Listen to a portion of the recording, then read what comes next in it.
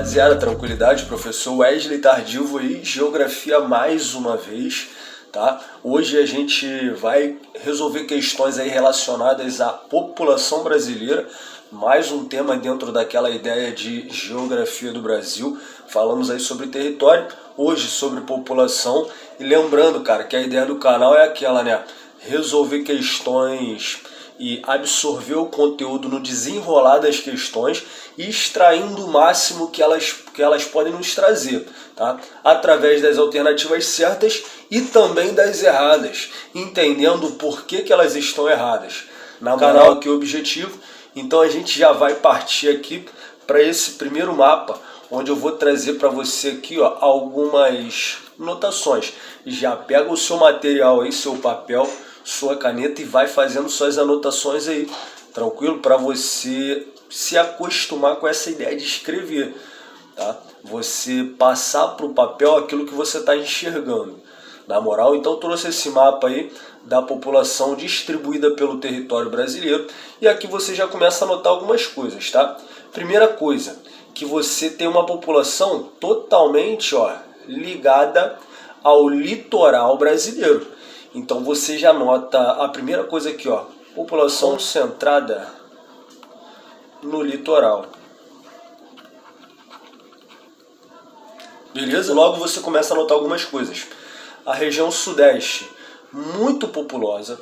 A região sul também muito populosa. A região nordeste também.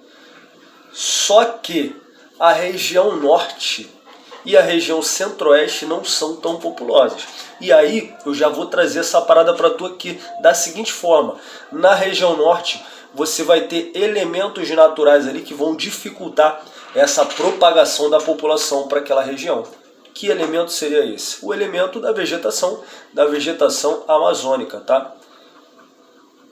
A Amazônia ali naquela região torna quase que impossível a estadia do homem ali, ou pelo menos dificulta bastante a propagação. Na verdade nem pode, né? Porque a Amazônia tem suas estratégias de preservação, né? Tem as legislações específicas aí relacionadas ao meio ambiente e tudo mais, e de fato a população, mesmo que pudesse, não conseguiria se adequar facilmente à Amazônia, até mesmo porque ali temos animais, ali nós temos insetos, ali nós temos uma condição de vida um tanto quanto dificultosa.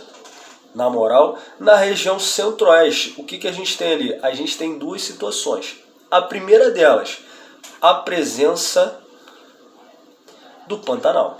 Mais uma vez, um elemento natural ali, né, influenciando diretamente com essa impossibilidade ou dificuldade da população se espalhar para aquela região, sem contar o segundo elemento, que aí é um elemento cultural, né? Um elemento econômico, que está ligado à agricultura.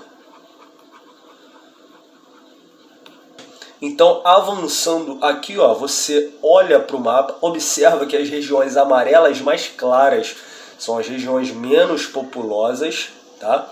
As regiões um pouco mais escurinhas aqui, ó, esse amarelo mais escurinho, que já tem um pouquinho mais de população. As regiões laranjas mais, e as regiões mais avermelhadas são ainda mais densamente povoadas. Tranquilidade. Outra coisa que eu vou trazer aqui para você é a diferença de populoso e povoado. O Brasil é altamente populoso. Então, assim, de acordo com o IBGE, o Brasil dança ali entre o sexto e o sétimo colocado. Atualmente, o IBGE traz como sétimo colocado. E aí ele traz também uma margem aí de 213, 214. Tem uma outra pesquisa também que aponta 203 milhões de habitantes, tá? Mas eu vou seguir essa margem de 213, 214. Na moral, só que o Brasil é pouco povoado, olha pra cá. Ele é pouco povoado, vou botar o sinalzinho de menos, tá? Já que lá em cima eu coloquei mais. Pouco povoado, por quê? A distribuição sobre o território brasileiro, ela é uma distribuição desigual. Resumo da ópera. No Brasil temos muitos habitantes, porém esses habitantes não preenchem um território por completo, ou não preenchem esse território de forma igual, mas sim de forma desigual. Como? Concentrando-se na região litorânea do país. Ponto final. Tranquilidade? Vamos avançar aqui para as próximas notícias. Aqui eu trouxe a nossa fonte maior.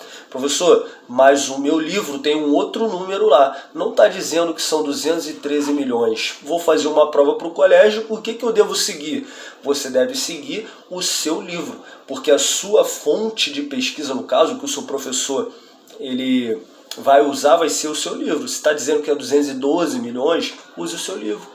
Se está dizendo que é 214 milhões, use o seu livro, tá? Então eu trouxe aqui para você ver, ó, uma pesquisa de 2021 e aqui, olha que interessante, numa pesquisa de 2023 está apontando o Brasil aqui, ó, como 7º, atrás da Nigéria e do Paquistão. De fato, houveram até outras fontes que disseram aí que o Paquistão e a Nigéria passaram o Brasil no número de população, né, número de habitantes. E aqui está dizendo que o Brasil tem 203 milhões, segundo o IBGE. Tá? Então, a partir daí, tu já começa a ter um cenário no qual você precisa pesquisar, você precisa ler cada vez mais fontes. Pesquise outros sites, revistas, jornais. Na moral, rapaziada, nunca tenha só uma notícia, só uma informação. Jamais. Quanto mais amplo é o seu leque, mais conhecimento você vai ter. Beleza? Vamos avançar aqui. O Brasil figura então como 7º. A gente vai levar essa parada aqui para o desenvolvimento das questões. Brasil como 6º, como 7º. Na moral? Então vamos embora. O crescimento populacional também importantíssimo. Que você tenha esse conhecimento, saiba interpretar um gráfico. Entenda que os períodos aqui, ó, esses períodos aqui, bem espaçados, você nota que nessa parte aqui do período histórico você tem o boom demográfico, né? A explosão demográfica, um crescimento populacional exacerbado, sobretudo causado por conta das revoluções industriais, tá? E aqui especificamente, ó, cada continente, esse gráfico aqui, eu gostei muito de ter encontrado esse gráfico, porque ele traz os continentes separados, traz os anos isolados aqui embaixo, traz as metas aqui atingidas, ó, 1 bilhão, 2 bilhões, 3 bilhões da população mundial, tá? Então assim, ele é bem completo esse gráfico aqui, vou deixar ele disponibilizado aí no slide, tá? A galera que quiser é só entrar em contato. E aqui mais uma vez a mesma coisa que eu trouxe no slide anterior, essa mesma tabelinha aqui. Tranquilo? Vamos avançar. Para finalizar os slides aí das imagens, para a gente cair nas questões já, você precisa conhecer as teorias, as principais teorias demográficas. E aí a gente chama essas teorias de malthusianas. Por quê? Porque foi elaborada, a principal delas foi elaborada por esse cara aqui, ó, Thomas Malthus. Tá? Com o passar do tempo foi sendo aperfeiçoada, outros escritores colocaram críticas, comentários, fizeram ajustes, tá? Até mesmo porque a geografia é isso, né? Com o passar dos anos ela vai se moldando e a gente vai estudando os fenômenos. Na moral, a gente não tem como fazer uma análise específica do momento enquanto a história está acontecendo. A história acontece, o fenômeno passa e nós analisamos, estudamos e aí damos a definição daquilo que aconteceu. Então assim, um economista matemático, né, britânico, considerado o pai dos estudos demográficos aí, inclusive botei aqui uma curiosidade, ó, esse cara aqui influenciou nada mais nada menos do que Charles Darwin, o cara que elaborou aí a teoria da evolução das espécies, tá? Enfim, Thomas Malthus, na primeira teoria que ele elaborou, ele falava assim, olha, a população mundial está crescendo, vai trazer uma grande consequência relacionada à fome. A fome mundial. Não vai ter comida para essa galera toda. A fome vai ser o grande problema da população. Tempos depois, uma nova análise foi realizada e aí notaram que o grande problema era o seguinte. Surge então a teoria neomalthusiana. A análise trazia o seguinte, olha, o grande problema da população na verdade não é a fome, porque a fome sempre existiu e sempre vai existir, inevitavelmente. Tá? O grande problema da população, desse crescimento populacional, é a pobreza. É a pobreza. E aí começam a surgir aqui políticas de controle de natalidade. E aí vou deixar o filme aqui para você, ó, Onde Está a Segunda, filme interessante, tem aí nos streamings aí mais conhecidos, tá? Esse filme trata justamente desse controle de natalidade, onde alguns países, por exemplo a China, abordou esse controle de natalidade de forma bem rígida, tá? Onde se você tivesse 2 ou mais filhos, você teria que pagar uma taxa, um imposto a mais para o governo. Beleza? Não que você não pudesse ter. Era recomendado que você não tivesse. E se você tivesse 2, 3, 4 filhos, você pagaria tributos aí a mais às instituições governamentais. Beleza? Para suprir aquele prejuízo que você estaria dando aí para o seu país, né? E aí, logo após, surge a teoria reformista também, né, no período pós-Segunda Guerra Mundial. Essa trazia uma alta taxa de natalidade como consequência da pobreza, ou seja, a pobreza é a culpada das famílias terem muitos filhos. Essa era a ideia da teoria reformista. Visava também uma redistribuição de renda e inclusão social. Tá? Logo depois nós tivemos a ecomalthusiana. Pega a visão desse nome. Eco, te lembra o quê? Ecologia.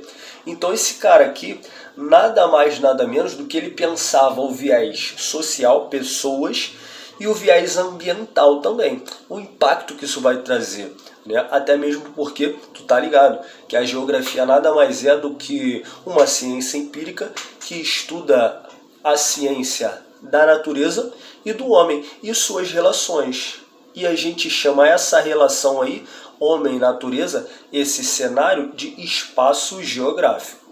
Ficou tranquilo essa parada? Temos aulinhas aí sobre os conceitos básicos da geografia, né? Os principais conceitos. Dá uma procurada no canal. Aproveita, mano. Já se inscreve aí nessa parada.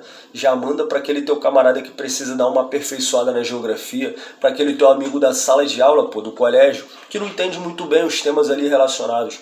Tranquilo, rapaziada? Então, assim, essa teoria ecomalthusiana, ela falava o seguinte: olha, a população está crescendo. A gente já teve uma ideia que a fome seria um grande problema.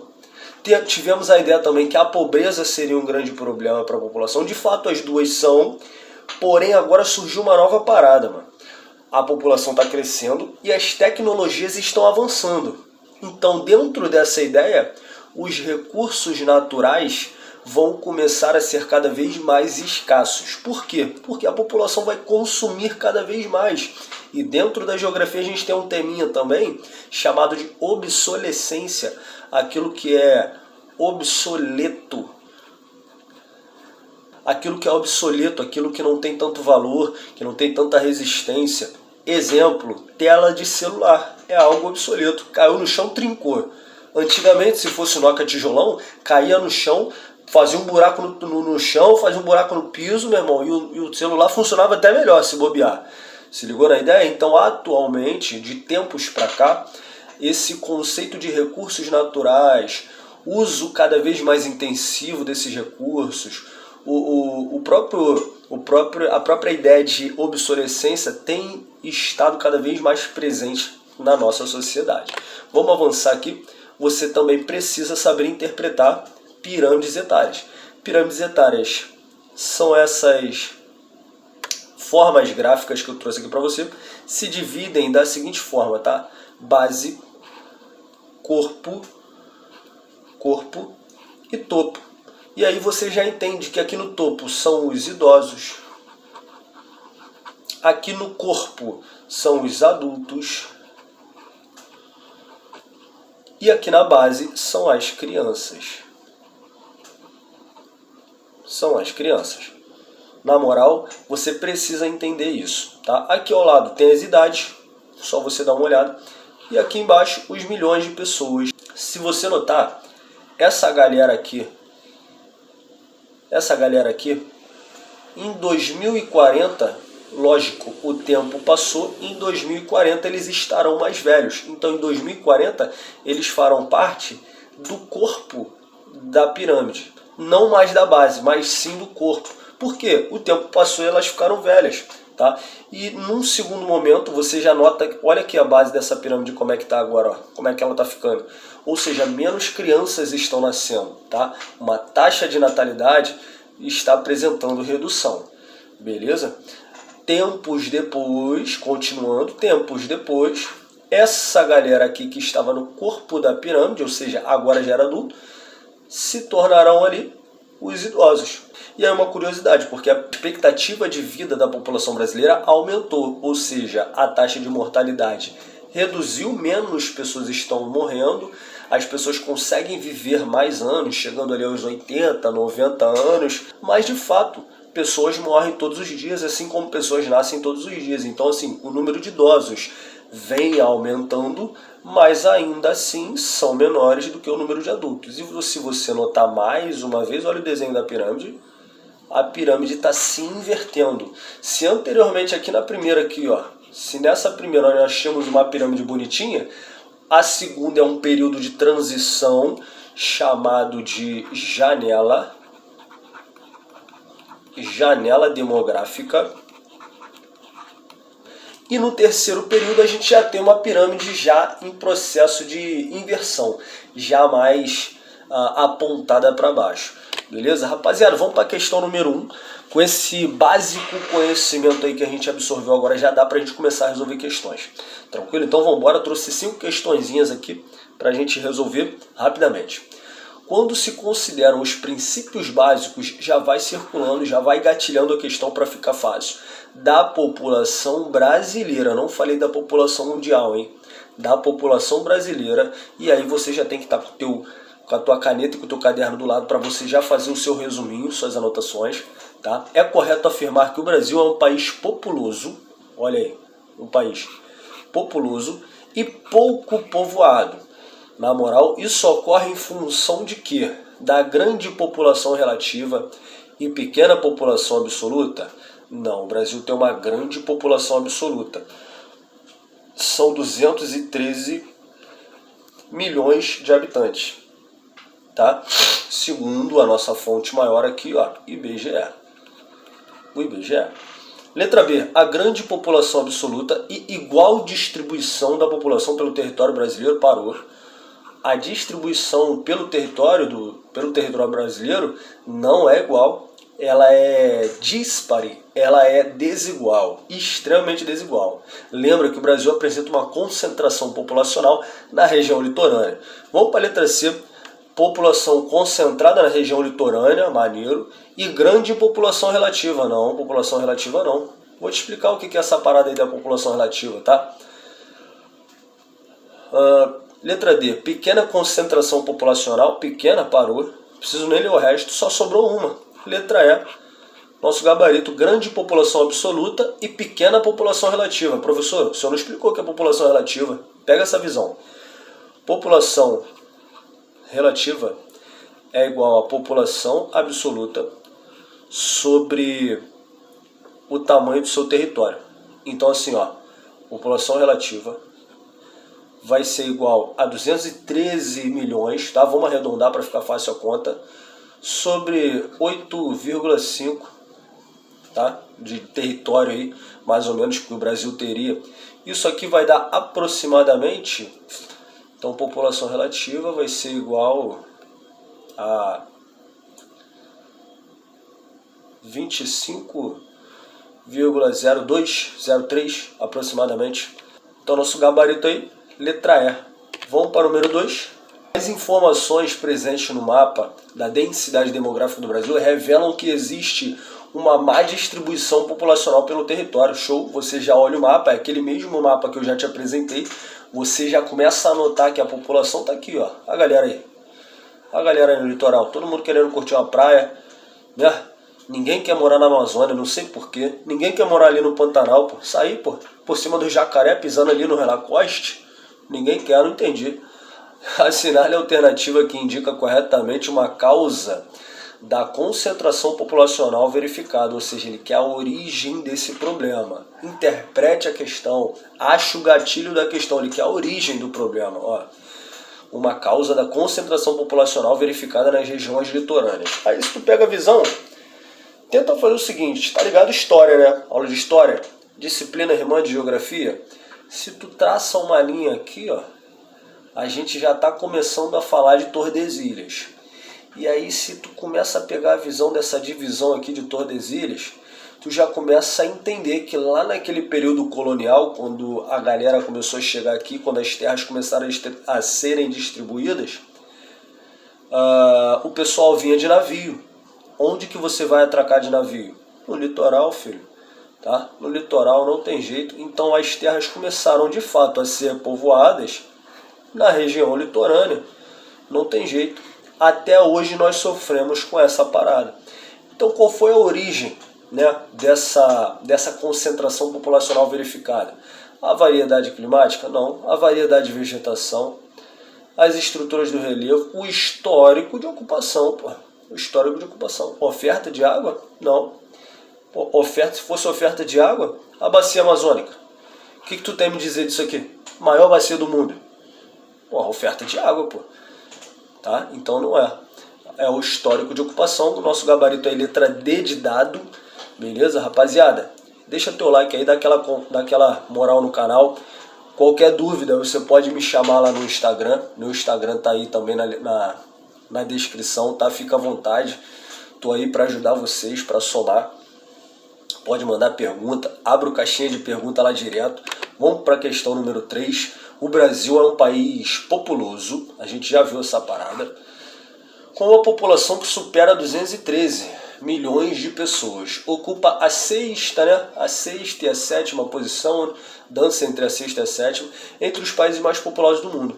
Identifique a alternativa que indique um país que não está, ou seja, ele quer a alternativa errada, beleza? Que não está no grupo dos 5 países mais populosos do mundo. Tu lembra daquela lista? Primeiro, China e Índia. Tu tem que estar ligado nessa parada. China e Índia, países localizados na Ásia, já reúnem, a grande maioria da população mundial aí. Então China e Índia, esquece. Estados Unidos está na parada? Tá também. Paquistão está na parada? Tá também. Rússia não está, não, filho. Rússia não. Você não pode confundir. Olha aqui. População é diferente de extensão territorial. É diferente. Se a gente fala de extensão territorial, aí a Rússia é grandona. Tá aí, estaria sim entre uma das maiores, tá? Dos países que têm maior extensão territorial. Agora, população não. Até mesmo porque, uma curiosidade, a Rússia tem uma área territorial chamada de Sibéria, tem uma região chamada de Sibéria. E aí entra na mesma ideia da Amazônia. É uma região inóspita, uma região de difícil acesso, de difícil permanência, de difícil sobrevivência humana. Uma região com índices climáticos extremamente negativos, muito frio, muito difícil da população se manter naquele lugar. Beleza? Então vamos avançar para o número 3 aí. Trouxe aqui essa parada para você ver. Quanto mais azul, mais frio, mais difícil a sobrevivência humana.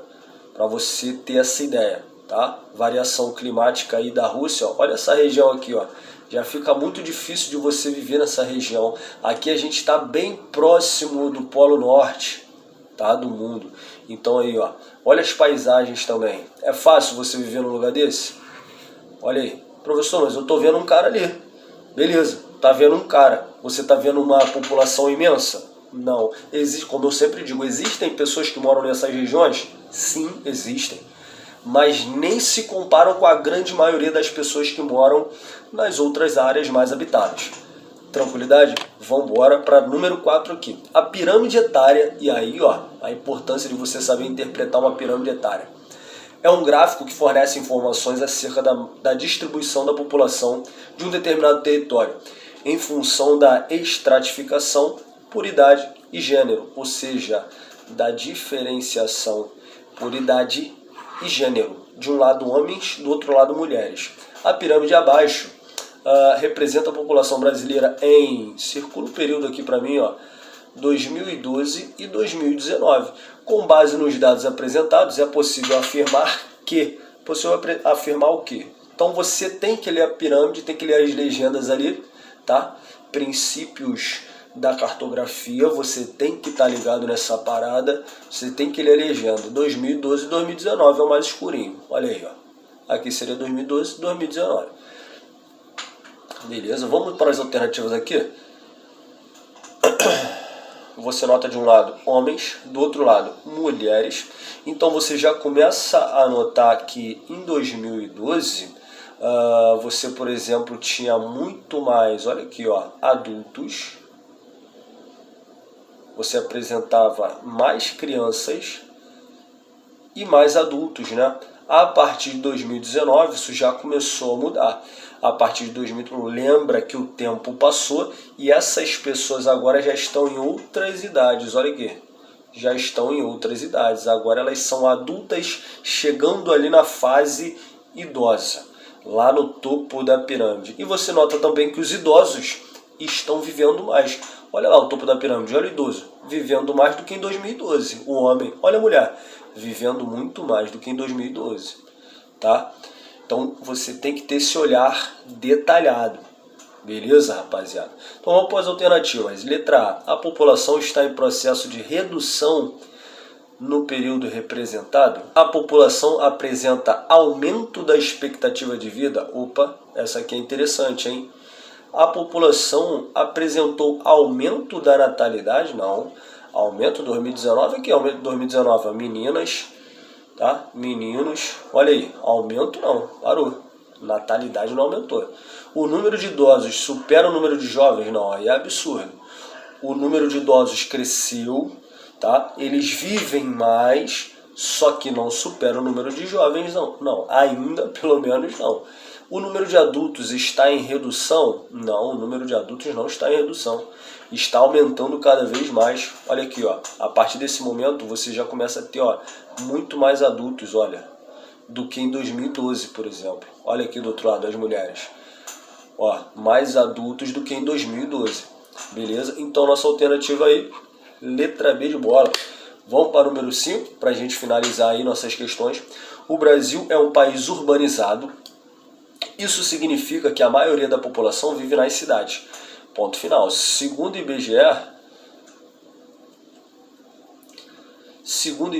a população rural equivale a 15,28% e a população urbana a 84% da população total, maioria esmagadora, né? Aí o processo, ó, o processo aqui, ó, o êxodo rural, movimento migratório de pessoas que se deslocaram da zona rural para as cidades, é a grande razão dessa urbanização que teve início na década de 40. Professor, no mundo o êxodo rural começou em 1940, tá certo? Claro que não, não é no mundo. Eu tô falando aqui, olha para cá.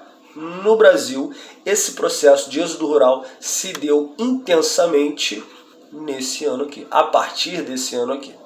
Beleza? Extraindo o máximo da questão, não tô nem nas alternativas ainda, estou no enunciado e já estou extraindo informação aqui. Então aprenda com a questão, aprenda com o enunciado.